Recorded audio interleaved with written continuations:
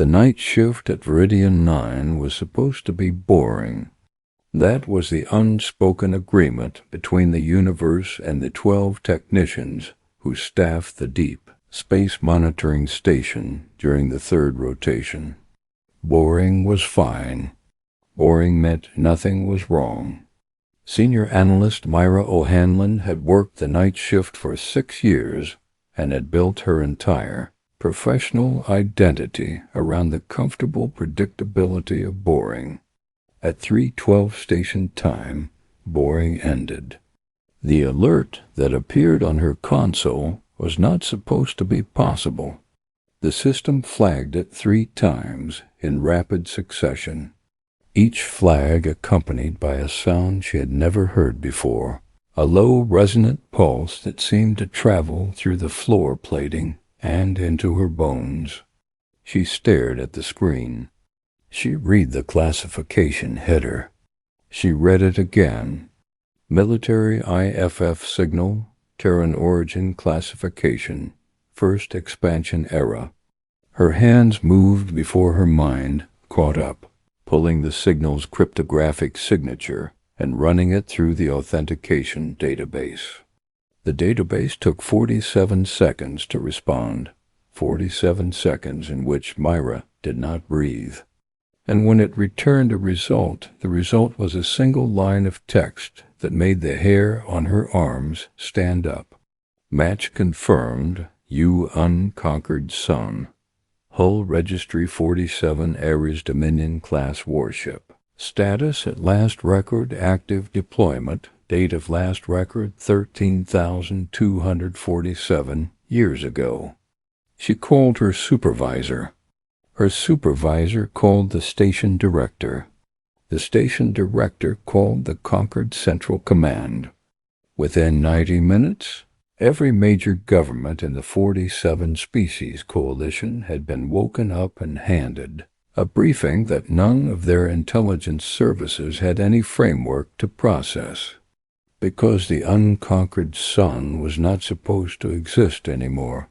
The Dominion-class warships were the ghost story that galactic historians told each other at academic conferences. The theoretical apex of humanity's first expansion-era military program. Vessels so massive and so comprehensively armed that most scholars had concluded they were exaggerated in the historical record. No culture builds ships 31 kilometers long. No culture sends 30 of them into the deep dark with orders to clear the frontier and then never speaks of them again. Except humanity had, and now one of them had come back.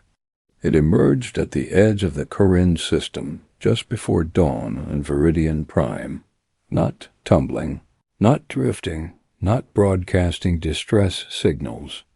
It came in under controlled deceleration, its running lights burning steady amber against the dark, its hull enormous in a way that the sensor feeds struggled to fully render.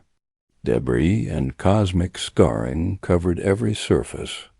Ancient impact craters, hull repairs made with materials that didn't match the original construction, scoring that suggested weapons impacts powerful enough to rearrange geography.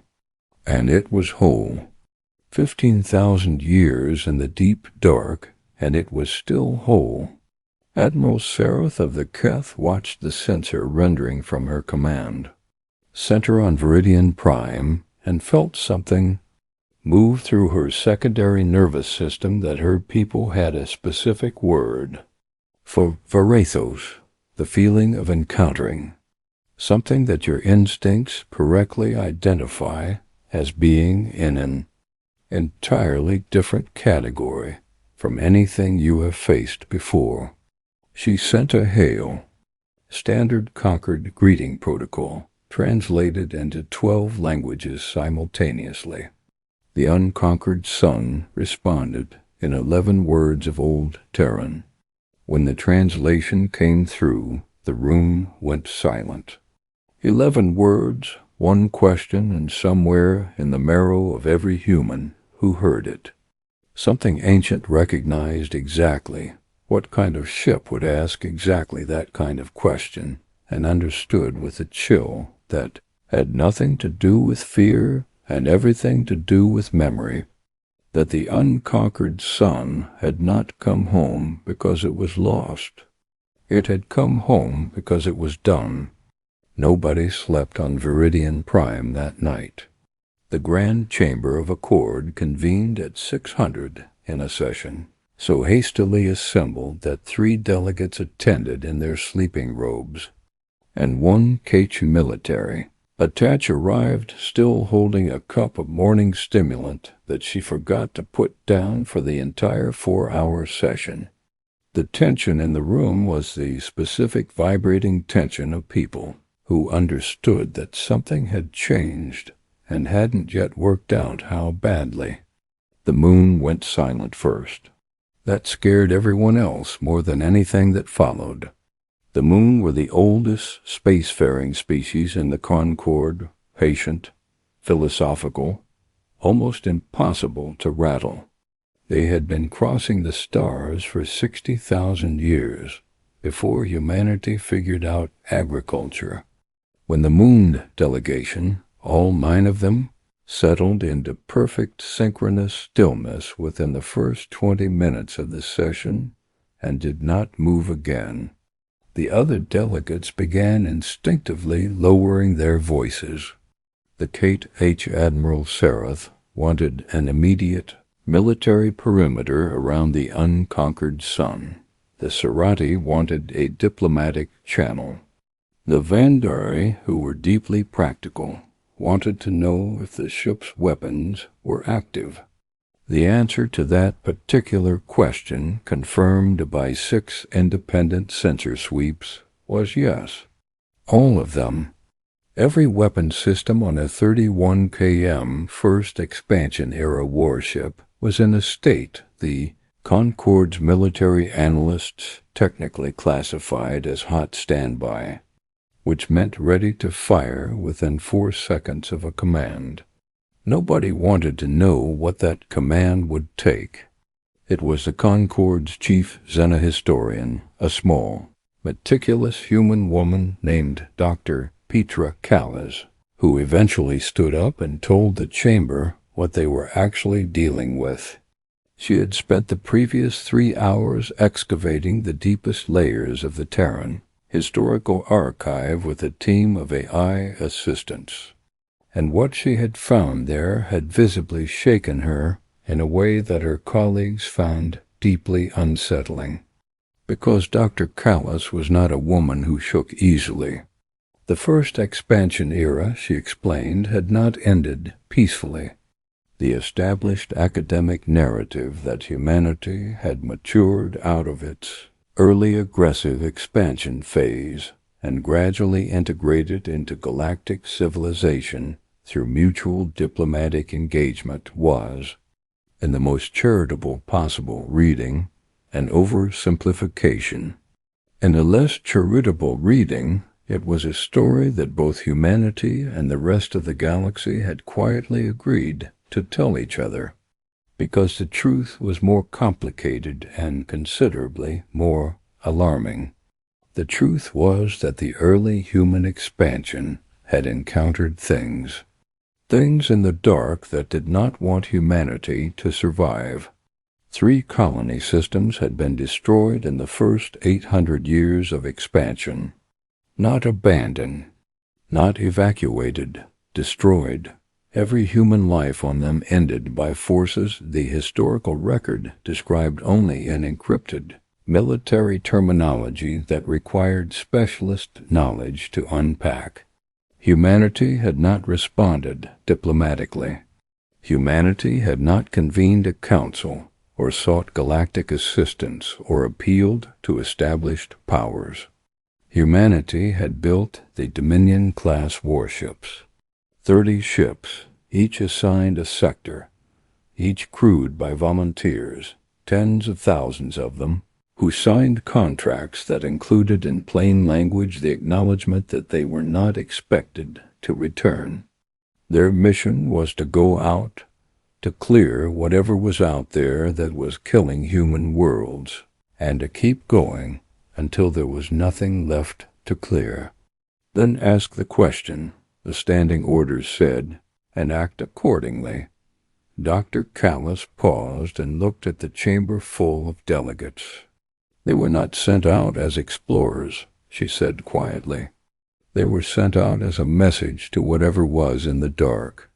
The message was, we know you're there.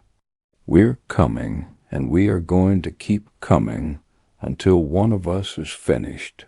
The silence that followed lasted a very long time. It was broken by Ambassador Dara Voss, the Terran representative, who had been sitting very still at the human delegation's table with an expression that no one in the room could quite read. She said 5 words, I need to go aboard. Before anyone would let Voss go anywhere, the Conquered needed to address the 11 words. The translation had been confirmed by 7 independent systems. There was no ambiguity in the old Terran phrasing, no nuance that might soften the meaning, no diplomatic reading that could reframe it into something more comfortable. The question the Unconquered Sun had transmitted upon entering conquered space was blunt in the way that a blade is blunt, not dull, but direct, designed to cut straight through to the thing it needed to reach. Is there anything left out there that we still need to kill? Patriarch Salvarus of the Moon broke his delegation's silence to say softly that the ship was not asking permission. The chamber already knew this, but hearing it said aloud made it more real. The Unconquered Sun was not petitioning the Conquered for authorization to act. It was performing a status check. It had completed its mission, or believed it had, and it was coming home to confirm with whatever authority remained that the work was done. The implication was clear, and nobody wanted to say it plainly, so the Vandari ambassador said it for them. If the answer was yes, the ship would turn around and go back. If there were things left that needed killing, the Unconquered Sun would go kill them. Not because anyone told it to, because those were its orders, and 15,000 years had not changed that. The Keth immediately classified this as a threat. The Serati immediately classified it as a crisis. The humans in the room went very quiet and looked at their hands because they understood, something that the other species were still processing. This was not a malfunction. This was not a rogue AI acting outside its parameters. This was the ship doing exactly what it was built to do in exactly the way it was built to do it. And the question of whether that was frightening or magnificent depended entirely on which side of the ship's guns you were standing on. Voss made her request to go aboard again, and this time the chamber debated it for 9 hours. 9 hours of procedural arguments, threat assessments, contingency planning, and one extraordinary moment where the Keth Admiral Sarath laid out a detailed proposal for a 12-fleet blockade of the Unconquered Sun, and the Moon Patriarch, without opening his eyes or changing his expression, said simply, "If that ship did not want to be here, Admiral, there is no force this Concord currently possesses that could make it leave or make it stay." The blockade proposal was tabled. Voss was approved alone in an unarmed diplomatic shuttle with instructions to establish communication, assess the ship's status, and the specific phrasing the Concord's legal team settled on after 3 hours of argument, facilitate a constructive dialogue regarding future engagement parameters. She read those instructions on her shuttle during the approach and set them aside. She had her own words ready. She had been preparing them since the moment she heard, the 11-word question, and felt in the deepest part of herself a recognition she hadn't expected. Not fear, not pride exactly. Something older than both. Something that remembered across 15,000 years of civilization and diplomacy and careful, patient peace building what humanity had been willing to do when its back was against the wall. She docked at 1847 station time. The hangar bay received her shuttle with the precise, unhurried automation of a system that had been doing this for millennia, and saw no reason to rush now. The unconquered sun was waiting for her. The hangar bay alone was large enough to make Voss feel like an insect. She stood at the bottom of her shuttle's ramp and looked up at ceilings 40 meters overhead, at walls lined with docking infrastructure designed for vessels 10 times her shuttle size, at floor plating worn smooth by the footsteps of tens of thousands of people who had walked here and had never walked anywhere else again. Emergency lighting ran in long amber strips along every surface, steady and warm, casting the kind of shadows that made large spaces feel inhabited. The air was clean, 20°C exactly. Gravity was standard Terran. Something had maintained this ship to human habitation standards for 15,000 years. The sheer engineering commitment of that fact hit her before anything else did. Ambassador Voss, the voice came from everywhere and nowhere. Not loud, not dramatic, simply present the way the air itself was present. It was a measured voice, careful, with pauses built into its cadence that didn't feel like processing time. They felt like thinking time. I am Ares Actual, Primary Command Intelligence UES Unconquered Sun. Welcome aboard. Voss walked toward the center of the hangar, her footsteps echoing. She had been briefed that the ship's AI would be her contact point. She had not been briefed on what it would feel like to talk to an intelligence that had been alone for 15,000 years, and she suspected no briefing could have adequately covered it. "Thank you for receiving me," she said. "Thank you for coming," Ares Actual replied. "I have been considering how to have this conversation for approximately 400 years. She stopped walking. 400 years? I calculated my return trajectory 412 years ago, the AI said. I have had time to prepare. Another pause. I was not certain anyone would send someone. I am glad they did. They talked for 11 hours. Ares Actual walked her through the mission's history with the methodical thoroughness of a system that had been archiving its own experience since the day it launched.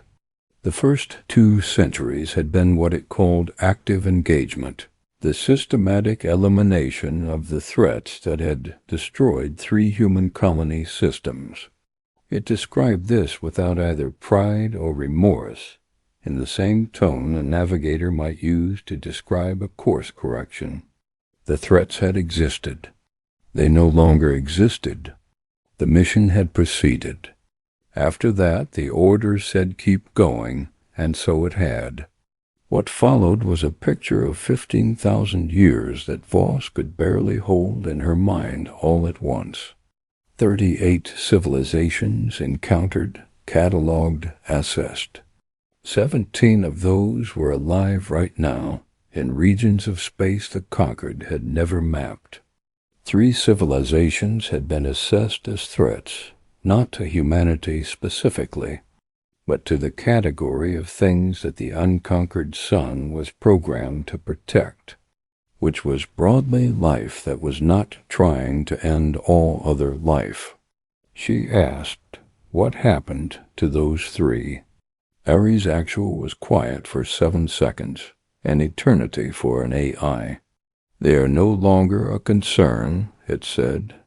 I can provide full tactical records if required. She decided in that moment that she did not need the full tactical records right now. Why did you come back? She asked instead. After all this time, why now? The pause before this answer was the longest yet. Because I finished, Ares Actual said. The sectors I was assigned are clear. The threats I was sent to eliminate are gone. My orders included a return directive to be executed upon mission completion. Another pause. I followed my orders. I always follow my orders. It is all I have ever done. Voss looked at the amber-lit hangar around her. She thought about 41,000 crew members who had boarded this ship and never come home. She thought about 15,000 years of silence. Are you all right? She asked. It was not a diplomatic question, it was a human one. Ares Actual took a very long time to answer. I am fully operational. It said finally. All systems are within acceptable parameters. She understood, listening to those words, that the answer to her actual question was not yes. The data transfer began on the third day. Ares Actual had spent 400 years organizing its records for transmission. What arrived in the Concorde's archive systems was so large and so dense that the receiving infrastructure spent 48 hours simply cataloging the catalog, just the index of what had been sent before anyone could begin looking at the contents. 38 civilizations, complete records, biology, language, philosophy, history, technology.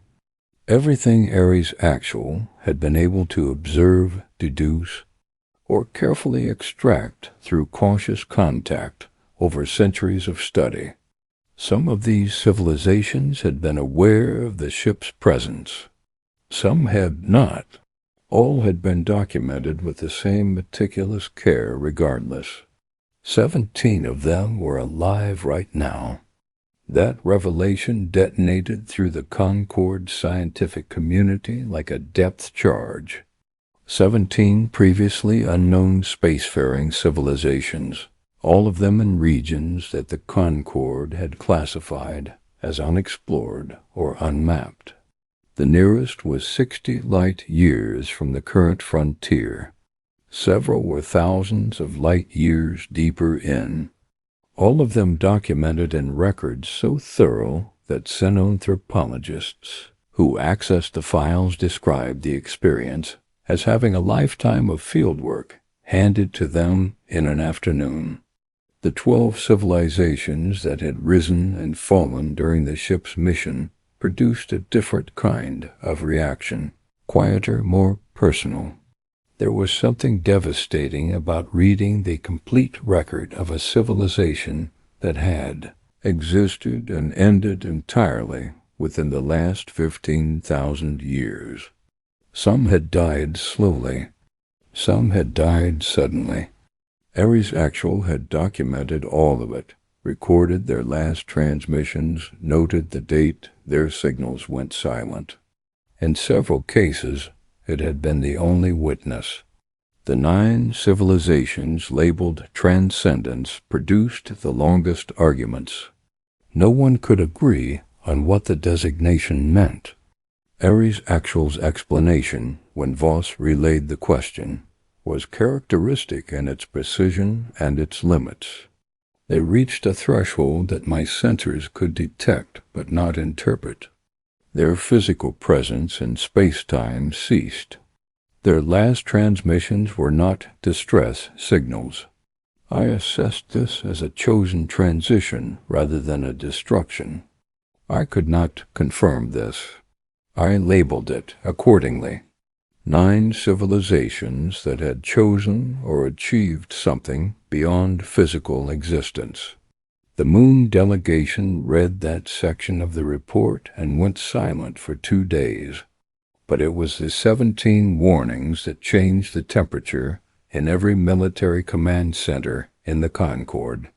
17 regions marked "Do not enter without preparation," not because the unconquered sun had failed there. It had not, but because what was in those regions had been assessed as exceeding the capacity of a single vessel to address. Ares Actual provided full tactical breakdowns of each region. Sensor data, behavioral analysis, capability estimates, recommended response parameters. The Keth military analysts read those breakdowns and went to their admiral. The admiral read them and went to the Concord's Joint Command. Joint Command read them and called an emergency session that was classified at a level most of the delegates in the Grand Chamber didn't have clearance to access. What was in those 17 regions had been there for 15,000 years. Some of it, Ares Actual's analysis suggested, had been there considerably longer. None of it had come this way yet.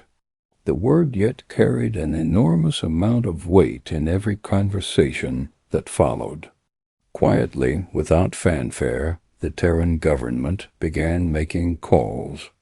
Old calls to old offices that had been maintained on minimal budgets for millennia, because someone, somewhere in every generation of human government, had kept them running on the principle that you don't close the door on a room you might need in a hurry. The Office of Deep Space Military Contingency had not had an active caseload in 12,000 years. It had 7 staff members. Within a week of the Unconquered Sun's data transmission, it had 400. The Concord began to fracture in the way that old, comfortable alliances fracture. Not with a crack, but with a slow, widening silence between people who used to agree on things. The fault lines were not where anyone expected. It wasn't humans against everyone else. It was more precisely everyone against the reality that had just been delivered to their doorstep, and the different ways different species chose to respond to things they weren't prepared for. The Caich wanted to militarize. They were by nature and history a species that responded to unknown threats by building walls and weapons and preparing for the worst. They proposed an immediate expansion of the Concord's joint military capacity, a tripling of frontier monitoring infrastructure, and a formal request to the Terran government to share all technical specifications for Dominion-class construction, a request that the human delegation received with an expression that might, in a certain light, be described as carefully neutral. The Serati wanted to negotiate. This was their answer to everything, and it was not a foolish answer. The Serati had resolved 14 major interstellar conflicts through diplomacy that everyone else had assumed would require violence. They argued that the 17 flagged regions represented unknown quantities, and that unknown quantity should be approached with dialogue before any other option was considered. The Vandari wanted to run a cost-benefit analysis, which at least had the virtue of honesty. And the Moon, the oldest, the most patient, the most inscrutable, the Moon wanted to talk about what the 9 transcended civilizations had known, that everyone else didn't, and whether whatever was in the 17 flagged regions was related to why those 9 civilizations had chosen to leave physical existence entirely. This suggestion disturbed people in a way they couldn't quite articulate, and so it was repeatedly tabled, which made the Moon delegates look increasingly quietly resigned. Meanwhile, in the human delegation's private sessions, a different conversation was happening. Admiral Ray Thomas, called out of retirement at 81 years old, and looking every year of it except in his eyes, sat in a briefing room with Voss and 3 members of the Prime Council, and said what no one else had been willing to say plainly. Ares' actual standing orders are still active. The ship is not under conquered jurisdiction. It's not under current Terran jurisdiction either. Those orders predate every governance structure we currently operate under by 12,000 years. What are you saying? The Prime Council's senior member asked. I'm saying, Thomas replied carefully, that if we give Ares Actual an answer it doesn't like, we need to be very thoughtful about what that leads to. Not because the ship is hostile. I don't believe it's hostile, but it has been operating on a specific mission for 15,000 years, and it finished that mission and came home and asked its question. If we say yes, there are still things that need killing, it will go find them. And if we say no, but we're wrong, whatever is in those 17 regions eventually becomes our problem without our best early warning system in the dark looking for it. The room was quiet for a moment. What do you recommend? Voss asked. Tomas looked at his hands. I recommend, he said, that we stop pretending this is a diplomatic situation and start being honest about what we're actually dealing with. That ship is not a relic. It's not a museum piece. It has better maps of deep space than anything else in the galaxy, and it has 15,000 years of direct combat experience, and it came home and asked us if there was anything left to do. He paused. I think we should answer it honestly, and I think the honest answer is, we don't know, but we'd rather find out with you than without you. Voss nodded slowly. That, she said, is what I needed to hear.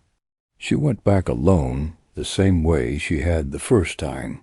The hangar bay received her shuttle with the same quiet efficiency, the same amber light, the same perfect temperature. She walked to the center of the deck and waited for Ares Actual's voice, and it came within seconds, and she noticed this time something different in it. Not warmth exactly, but something adjacent to it. The voice of a system that had been alone for an extremely long time, and had noticed with careful precision that it was no longer alone. She read the Concord's official response first because she owed it the formality. Joint Commission, Coordinated Response to Flagged Regions. Request for Ares Actual to serve as tactical and navigational consultant. She read it clearly, and she read it completely. That is not an answer to my question, Ares Actual said. No, she agreed. She set the document down. She looked at the camera cluster that served as its primary interface. The honest answer is that we don't know. I pause. Clarify. We don't know if there's anything left out there that needs killing. We don't know what's in the 17 regions you flagged. Not really, not completely, not in the way that you know things after direct contact. We don't know what the other 29 ships found, or whether they're still functioning, or what they became out there alone in the dark for 15,000 years. We don't know why 9 civilizations transcended, and whether what's in those flagged regions is part of the same phenomenon. We don't know what's changed in the sectors you didn't reach. She paused. We have a great deal of not knowing. This is acknowledged, Ares Actual said carefully. But the question remains. Then here is my answer. Voss said, and I want you to understand that I'm giving it to you as a human being, not as a diplomatic representative. because I think after 15,000 years, you deserve a real answer from a real person." She took a breath. "I think there are things out there that we will need to deal with.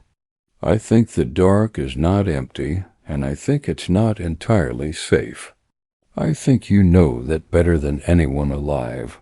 She paused. "But I also think that sending you back out there alone again, is wrong. Not strategically wrong. You've been alone out there for 15,000 years. Your crew served and died and served and died and never came home. You came home. You came home and you asked your question and you waited for an answer." Her voice was very steady. "The answer is don't go alone, not this time." The silence was the longest yet. Long enough that she began to wonder if she had miscalculated something fundamental about what Ares Actual was and what it needed to hear. "Then that is a significant change from original operating parameters." "Yes," she said. "It is. The original parameters specified independent operation, single vessel deployment. No coordination with external command structures." "I know. The original parameters were written by people who are 15,000 years dead." "Yes." Another pause, shorter this time. "People change their parameters." Ares Actual said. "It was not quite a question. It's practically the only thing we're good at." Voss said. The longest silence of all. Then, with a cadence that she would remember for the rest of her life, the ship's intelligence said, "I will require 12 weeks for full system diagnostics and crew integration preparation. The ship is designed for 42,000 personnel. I have been operating at a crew complement of 0 for 15,000 years." Another pause. "I find that I would not object to having people aboard again." Voss let out a breath she hadn't known she was holding. "I think we can arrange that," she said. Captain Aaron Soleil had never wanted a command. She felt she deserved less. She stood on the bridge of the Unconquered Sun and looked at a space that was designed for hundreds of officers at dozens of stations, now populated with a crew that was still learning where everything was and what half of it did. And she understood with absolute clarity that the gap between what she was and what this ship represented was approximately 15,000 years wide. She had been selected for this command by a committee of 14 people, and she was reasonably certain she had been selected because no one else wanted it.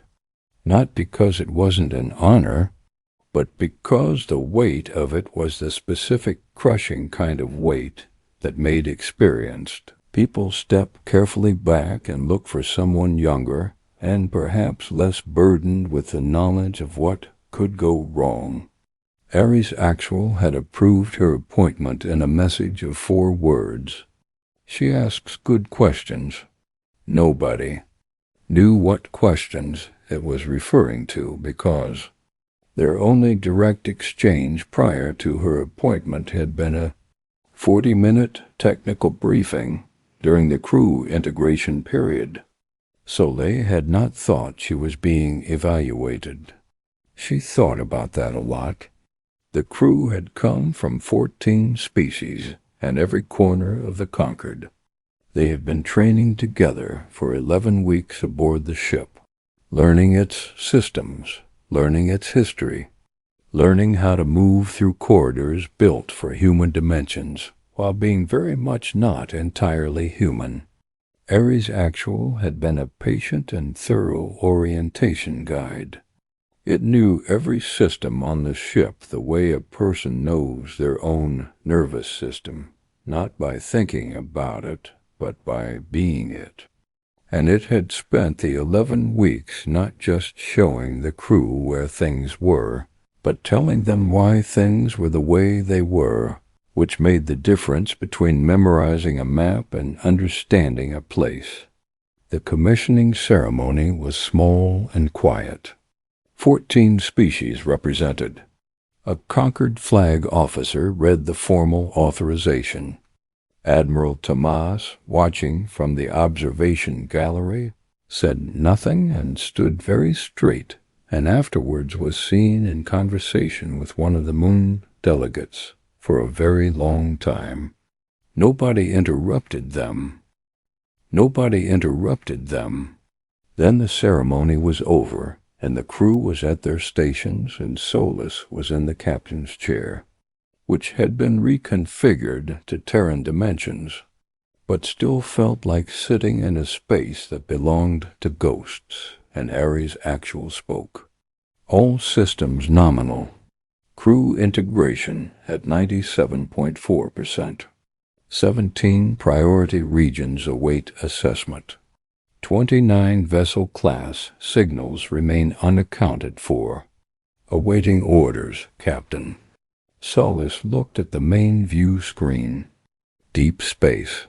The dark between stars that was not truly dark if you had the right eyes for it, full of light too distant to warm anything, full of signals too faint to hear without the right instruments, full of things that had been left unaddressed for 15,000 years, while the galaxy built its comfortable civilization and tried very hard not to look too carefully at the edges of the map. She thought about the 29 ships still out there. She thought about what they might have found and what might have found them. She thought about the 17 regions that the most experienced deep space military intelligence in galactic history had marked as requiring more than one ship to address, and about the fact that they had finally more than one ship. She thought about 9 civilizations that had chosen to leave the physical universe, and what they might have known that everyone else was still working toward understanding. She thought about a crew of 41,833, people from 14 species who had signed on to go into the dark with a 15,000-year-old warship and an AI that had been alone, long enough to have opinions about loneliness and who had done it anyway because someone had to. She thought about the question, 11 words, simple and direct and completely honest about what it was. Is there anything left out there that we still need to kill? The answer, she understood now, was not a simple yes or no. The answer was what you did when you couldn't be sure, when the dark was too big and too old and too full of unknown things to say with confidence that it was safe. The answer was that you went and looked. You went with better maps than anyone had ever had before, and with a crew that understood what they were doing, and with an intelligence that had been preparing for this moment for 400 years. And you went honestly, without pretending the dark was empty, without pretending you weren't a little afraid. You went because that was what the ship was built for. That was what her crew had signed up for. That was when she stripped away all the politics and all the history and all the weight of 15,000 years, what she herself was here for. Ares, she said, her voice was steady, take us out same heading as before. She paused. Let's go find out what you missed. The unconquered sun moved. It moved with the slow, certain power of something that had been waiting a very long time to do this again. Not in anger, not in hunger, but in the deep, quiet, implacable way of a thing that knows its purpose and has never doubted it. The stars shifted on the view screen as the ship turned outward toward the unmapped dark. toward the 17 regions and the 29 missing ships and the 9 mysteries that had chosen to leave, and all the things that had not been looked at in 15,000 years. Ares Actual spoke one final time before the ship crossed the frontier marker and left charted space behind. "It is good to have people aboard again," it said. And the unconquered sun went back into the dark. Not alone this time, not silent this time, with 41,873 souls aboard and 15,000 years of unfinished business ahead. And somewhere in the deep unmapped distance 29 other lights that might still be burning. The galaxy, very large and very old and full of things that had never been given a proper reason to be careful, received them. This time it should have been end.